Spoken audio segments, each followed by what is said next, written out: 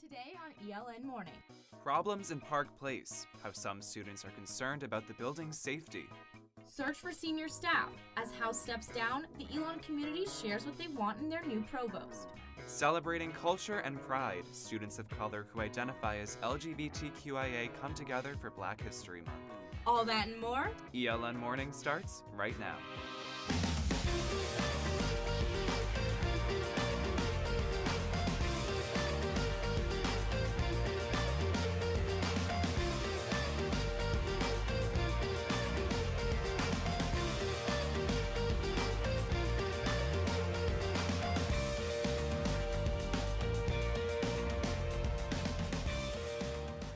Good morning, and thank you for joining us. I'm Brian Ray. And I'm Amanda Gibson.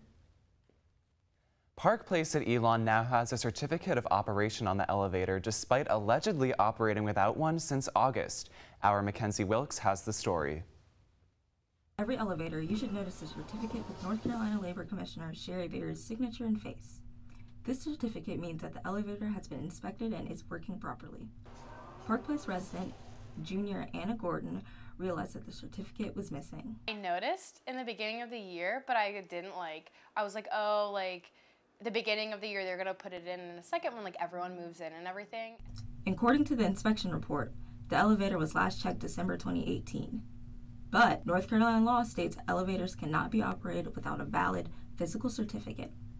With the certificate missing, Park Place residents like Lizzie McKenzie felt worried. It did concern us a bit, and we're like, something needs to change, something needs to get fixed here, because every time it does stall, our hearts stop just a tiny bit. The Alamance County Elevator Inspection Supervisor, Steve Beers, says in a phone interview that in order for the elevator to be used, it has to be inspected and certified.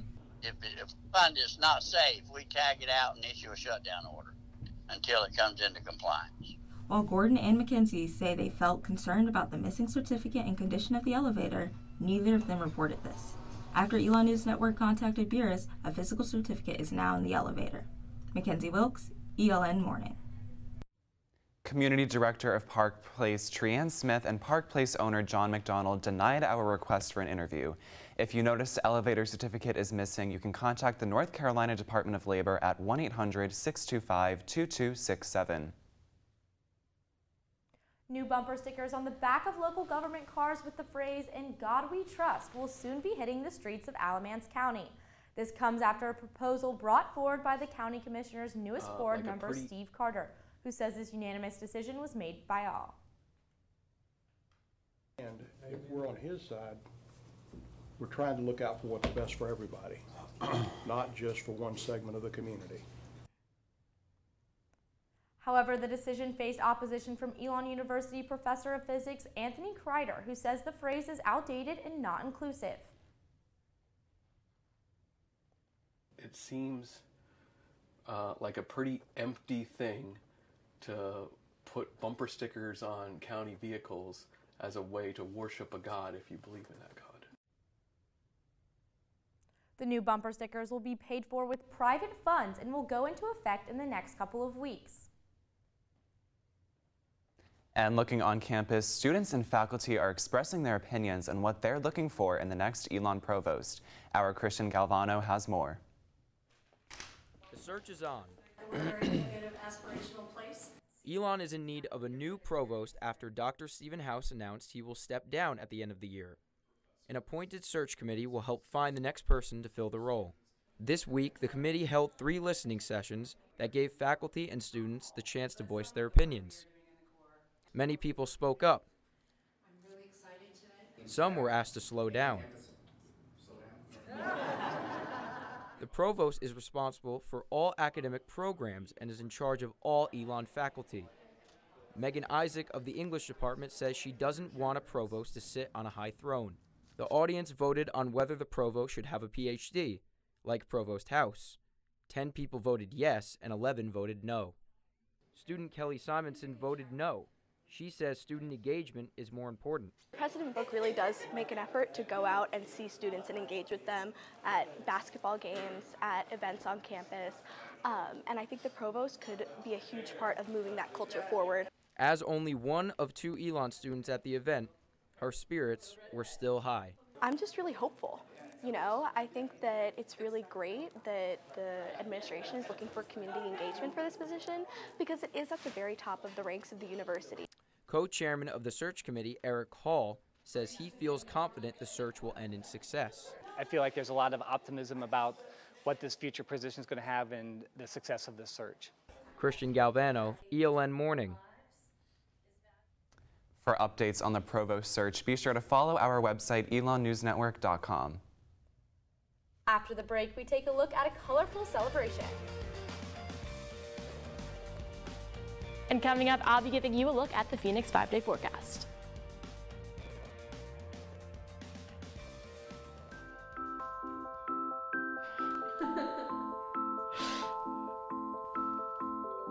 My smile gets weird after I do it for like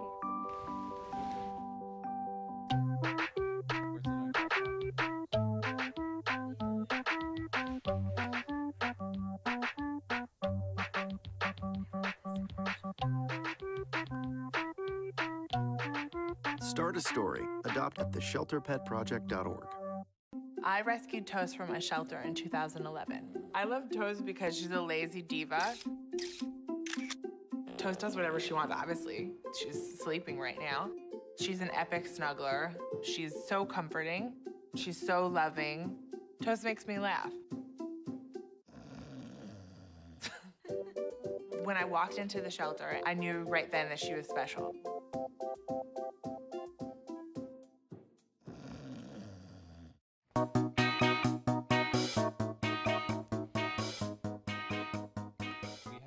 Samantha Casamento live with the latest forecast. Samantha, what can you tell us? Thanks, Brian and Amanda. So as you walked around campus today, you might have noticed that there was a bit of rain. So when you're heading to class today, definitely bring a jacket and wear rain boots to prevent you from getting water in your shoes. But getting into our Phoenix 5-day forecast, we have some more rain on Friday, Saturday, and Sunday, and it is not going to get sunny again until Monday. And Sunday we're expecting to see a high of 77, so that's the warmest it will have been for quite some time. So that is all for your Phoenix 5-day forecast. Now back to you all in the studio.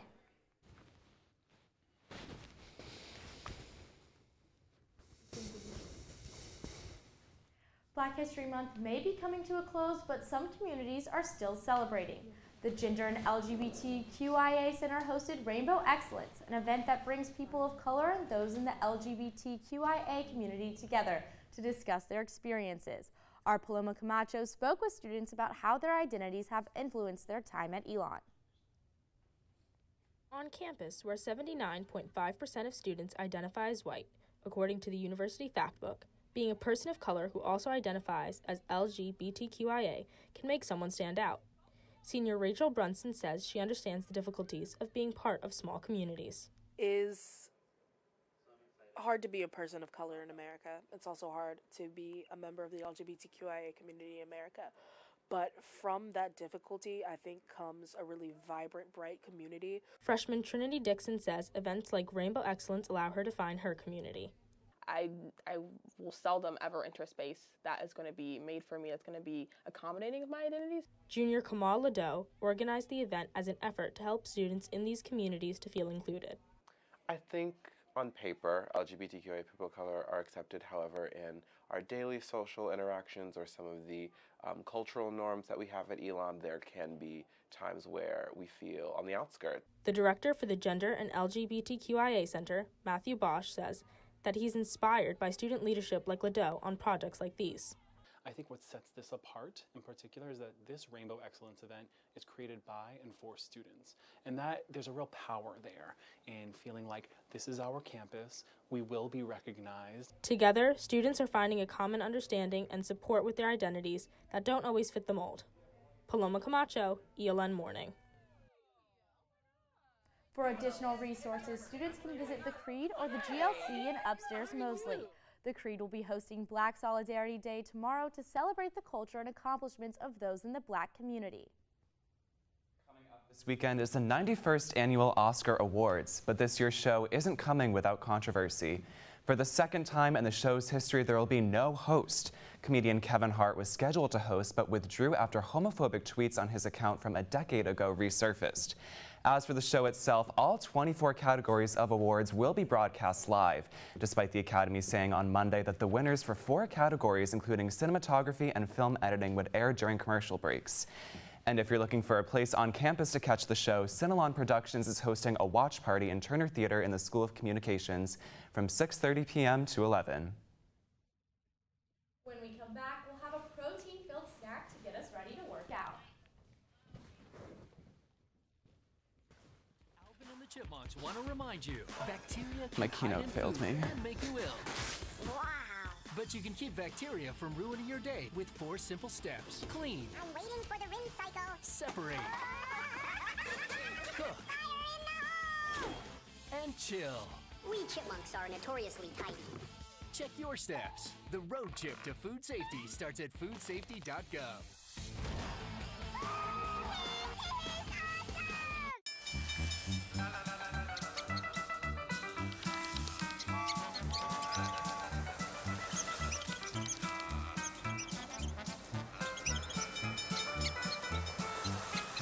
Kids will spend 15 minutes watching online videos like this one. Brushing for 2 minutes now can save your child from severe tooth pain later. 2 minutes, twice a day. They have the time.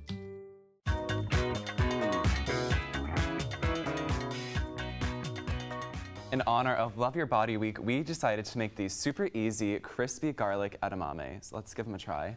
They're actually so good, and they're actually wow. so healthy for you too. They're a great alternative to potato chips because edamame is incredibly high in fiber and protein. So, and yeah. as you can see, Sam Casamento did these Yeah. for us, and they're cooked so well and so good. And I would totally eat these, and they I look could pretty eat this easy to whole make. bowl. I know. And Sam said they're great because the sodium from the salt can help prevent dehydration and muscle cramps, which is great. So let's take a look at how these were made.